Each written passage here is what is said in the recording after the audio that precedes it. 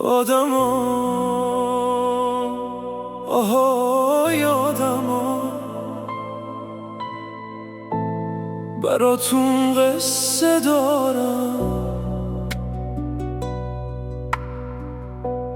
قصه از یه دنیای سرد و پر قصه دارم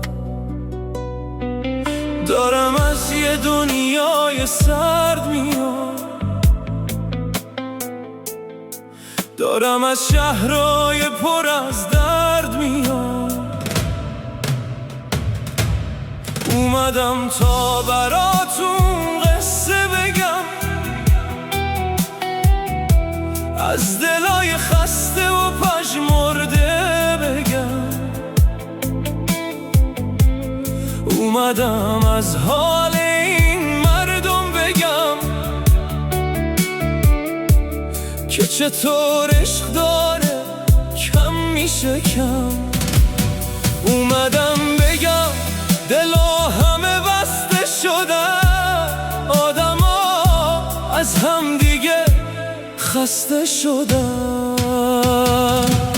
خونه ها پر نوره اما به خدا بی روح و سرده، خنده های روی لبها همیشه پر غم و درده.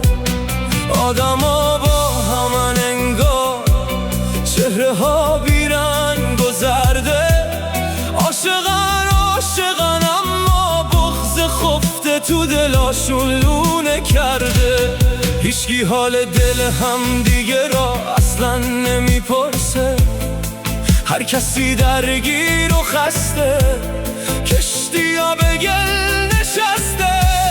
مادرها چشم انتظارن، همگی شب زنده دارن، بچه ها غرق هیاهو طعم عاطفه ندارن. دیگه این شهر و زمونه بوی عشقی توش نمونده، خنده های روی لبها پرز درد و پرز خونه.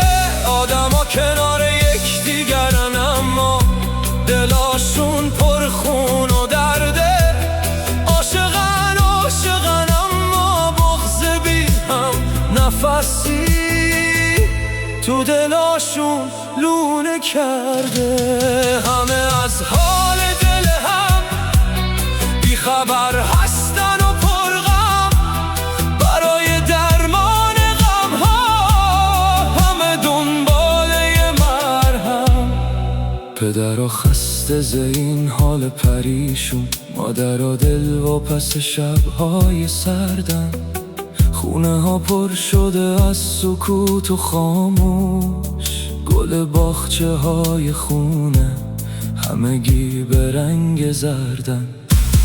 نه بهار بوی بهارای قدیمه، نه زمستون دیگه اون سردی رو داره، نه دیگه ابرای این شهر حال باریدن رو داره. آدما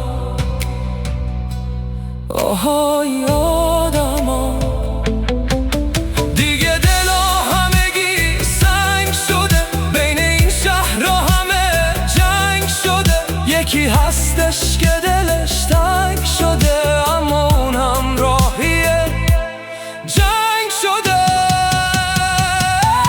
دیگه این شهر زمونه بوی عشقی توش نمونده، خنده های روی لبها پرز درد و پرز خونه. آدما کنار یکدیگرن اما دلاشون پر خون و درده.